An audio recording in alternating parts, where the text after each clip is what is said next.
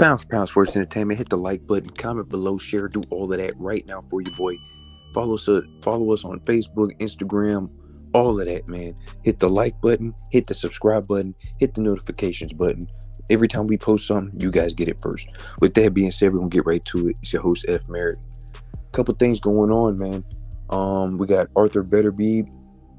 You know what I'm saying? He's fighting, defending his three belts at 175. You know, man, I don't know, man. Anthony Yarde, he's taking on Anthony Yarde. It's going to be a good fight over in the UK. A lot of people are going to sit here and say, oh, man, you should blow by Anthony Yarde. Anthony Yarde got hands. Anthony Yarde has grown since his loss to Kovalev, which was the last time he challenged for a 175 title. He got stopped in that fight, but he almost stopped Kovalev. A lot of people forget that. He did take a loss after that. He avenged his loss. He's back. It is what it is. Now, I think the bigger thing is, I'm hearing a lot of people saying they want Bivol versus Arthur Beterbiev, 175, undisputed. Great. It sounds good, right? Let's be realistic here.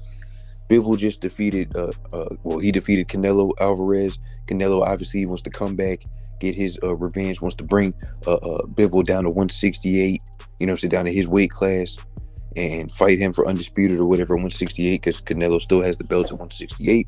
But, Canelo has just came off of, wrist surgery. He's going to have probably a tune-up. Well, it's not really a tune-up, but he's going to have a fight against John Ryder, most likely going to be either in Vegas, Cinco de Mayo weekend, or, over in the UK. We'll see how that goes. But then after that, then he's going to try to get that rematch with Bivol. The reason why I bring that up is because if Bivol's tied up with Canelo, obviously the fight with Beterbiev can't happen. And then not to mention, if I'm Bivol, I'm going to go for the money, which is the big money fight against Canelo. Okay? So if we go for the big money fight against Canelo, Arthur Beterbiev, who's going to, hypothetically, if he gets past Anthony Yarde this weekend, he's going to need a stay busy fight. This is where Mr. Eddie Hearn comes into play and brings in Callum Smith. That is what's going to happen. And Callum Smith, a lot of people forget, Callum Smith is the WBC mandatory for Arthur Beterbiev. He's been wanting his shot. Cool, great, whatever. That fight happens, cool. Okay, cool. We'll see what happens. That'll give Beterbiev his stay busy fight. You know what I'm saying? He can take on, take on Smith, Callum Smith, and then see after that, hopefully, we can have undisputed 175, Bivol, Beterbiev. It can go down, okay? Finally, that can be done and over. By that time, Beterbiev will be 40 years old. Let's be honest. Beterbiev is 38 right now. He's been, I'm not gonna say he's been through some wars, but I mean, listen, father time catches up with everybody. Like I said, he's 38. He'll be 40 by the time he probably gets the Bivol fight. Let's be honest. Things slow down, things change. It is what it is. I'm looking forward to all that happening, but it all depends on Arthur Beterbiev beating Anthony Yarde this weekend, which is going to be a very, very good fight. We'll see what happens with that. Y'all hit that like button, hit the subscribe button, hit the notification button for your boy. What else we got going on? Jaron Boots Ennis has been on record saying he wants Speedy Rashidi or what's his name, Romain Villa, the man that just defeated Speedy Rashidi in a controversial decision to many. He ended up dropping Speedy Rashidi two times in the 12th round. Could have been called three. Could have had three knockdowns in the last round of that fight. A lot of people still had Speedy Rashidi winning that fight, dominating. But it is what it is. He takes his first loss. Speedy Rashidi has already been on record saying, I want the rematch. Villa says, hey, you can get the rematch, cool, whatever. But let's be honest. If you got a chance to take on Jaron Boots Ennis, who is the IBF interim champion, and a lot of people are going to say Earl Spence is about to drop the belt to 147, and that would make Jaron Boots Ennis the full IBF champion at 147. If I'm Villa, I'm going to fight. I'm going to take him. I'm going to take on Jaron Boots Ennis. Now, allegedly, this fight's supposed to take place May, June-ish time. If I'm Jaron Boots Ennis and I'm on Showtime, I have a network deal, I'm pushing to be on as the co-main event for the Andy Ruiz-Deontay Wilder fight. Oh, it's all about positioning, ladies and gentlemen. You got to put yourself in a position for the people to see you, okay? That's what I love to see. He was just on the Tank card. You know, he had a lot of people out there supporting him. He went 12, but it was still dominating fashion. You know, that's what I would definitely do. So Villa, Jaron Ennis, that's definitely a good fight. I think stylistically for both guys, it actually works out. I'm not going to give my prediction on that fight, but I'm looking. That's a good fight. That's a good fight. I like that fight, especially the co-main event for Andy Ruiz and a Deontay Wilder. I like that.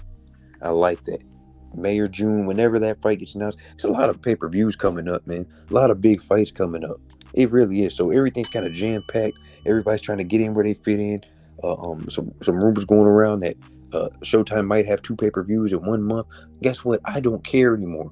As long as you guys are giving us the fights, let's make it happen. But at the same time, for speaking for the fans, y'all got to go out there and press that button and show up to these fights. That's what needs to happen. Real talk. But I'm looking forward to that fight as well. Hit that like button. Hit the subscribe button for all things sports entertainment related. Also, we have Edgar Berlanga. He's been, he's on a story on Instagram. He's been posting Jaime Mungia, him versus Jaime Mungia. We don't know if that's going to be official. It's not even official if Mr. Edgar Berlanga has signed to Golden Boy yet. There's rumors out there that he is going to sign to Golden Boy Promotion, Oscar De La Hoya. We'll see what happens. There's been rumors out there saying that, what's his name? Jaime Mungia is going to be taking on Shane Mosley Jr. We'll see what happens with that. I don't know. That was a fight that was brewing for a minute as well. If I'm Jaime Mungia, I'm going right into that Edgar Berlanga fight. Hell, let's do it 2 times. Let's fight once in New York, Madison Square Garden, and then take another one to Vegas or Texas or wherever you want to put it. Cali, wherever you want to. Mexico, it don't matter. I can do a 2-fight deal, 2 fights. You guys, Mexico versus Puerto Rico, rivalry, historic, great. I like it. I really do like those fights.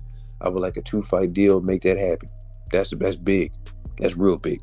But it's not official on where Mr. Edgar Berlanga is going to sign yet. A lot of people putting a lot of money up to him. Heard he's had conversations with PBC allegedly.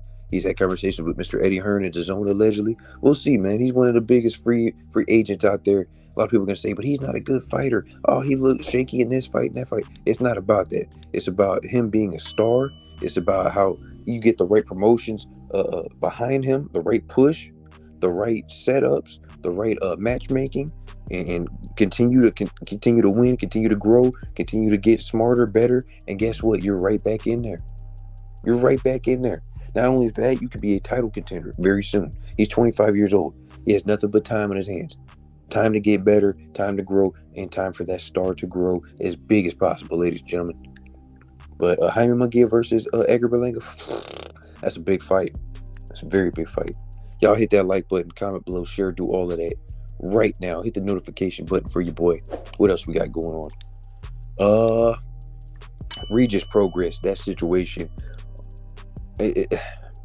Okay. Teofimo Lopez Pops has been on record saying, it's no money in the Regis Prograis fight. I believe Teo is the #1 contender for the WBC. Regis Prograis currently owns the WBC at 140 pounds. But I think the split is 60-40 or 55 or whatever. I don't know.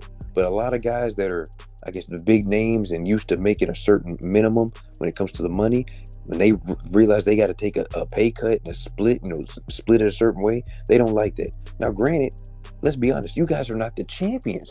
But this is where the sport of boxing is today.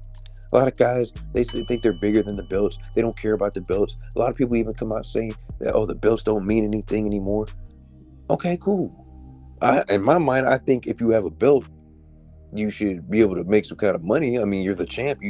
A belt signifies the best in the division, but I guess times have changed. Some guys don't even need a belt in order to put, butts in the seats and good pay-per-views and make big money. It is what it is, man. Kudos to them. But, I mean, I don't know, man. Teofimo, you just got to 140.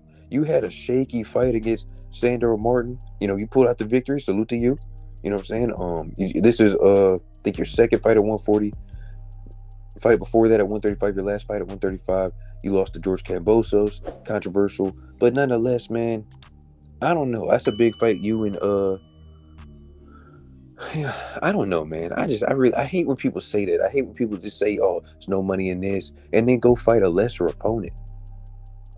There's no reason why Regis, Prograis, and Teofimo Lopez fight should not happen. Honestly, it really makes me mad.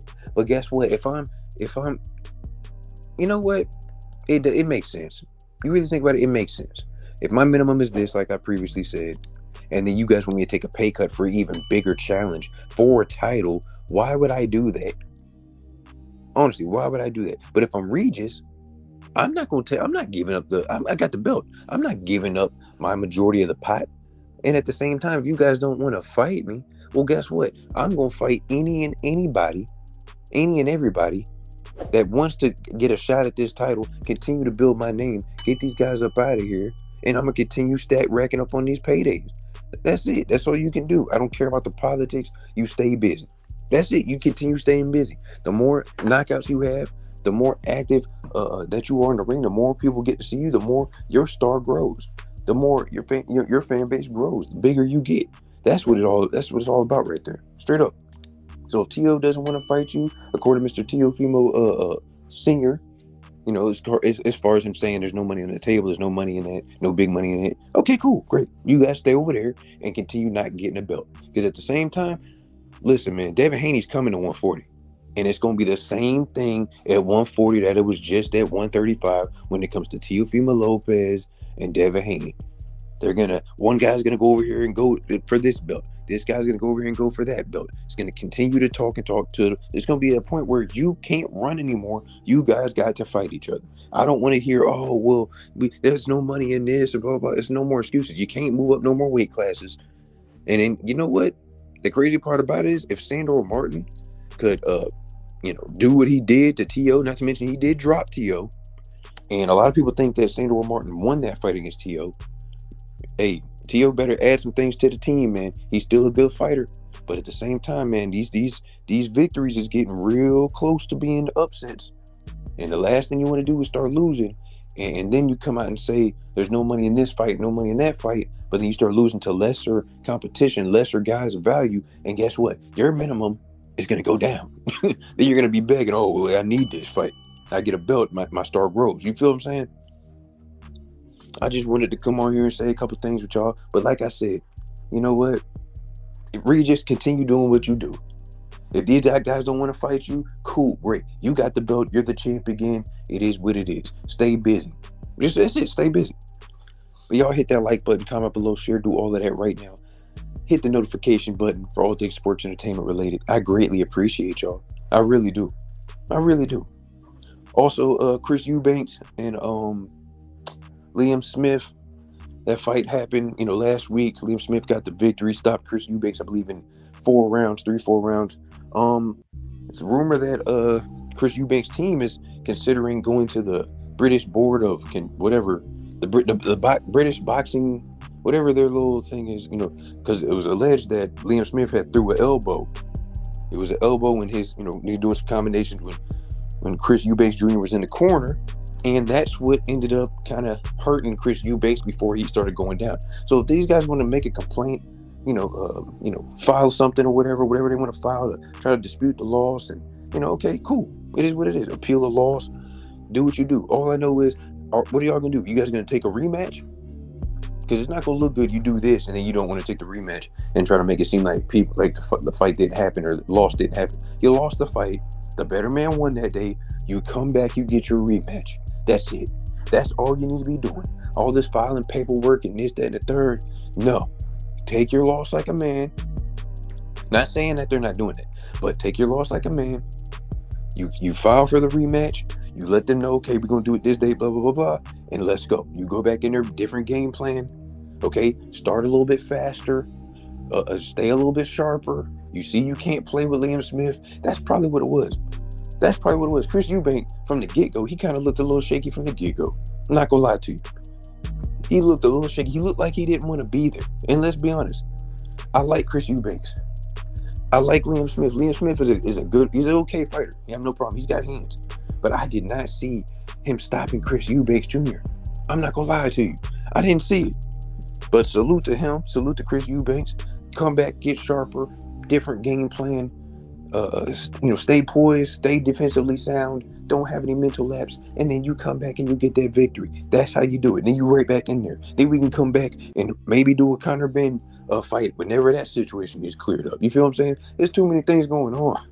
It's too many things going on. But I just wanted to come on here, hit y'all with these things, real quick.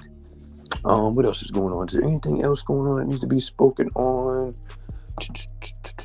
Nope, that's it. With that being said, hit the like button, comment below, share, do all of that. It's your host, F. Merritt, Pound for Pound Sports Entertainment. I'm out.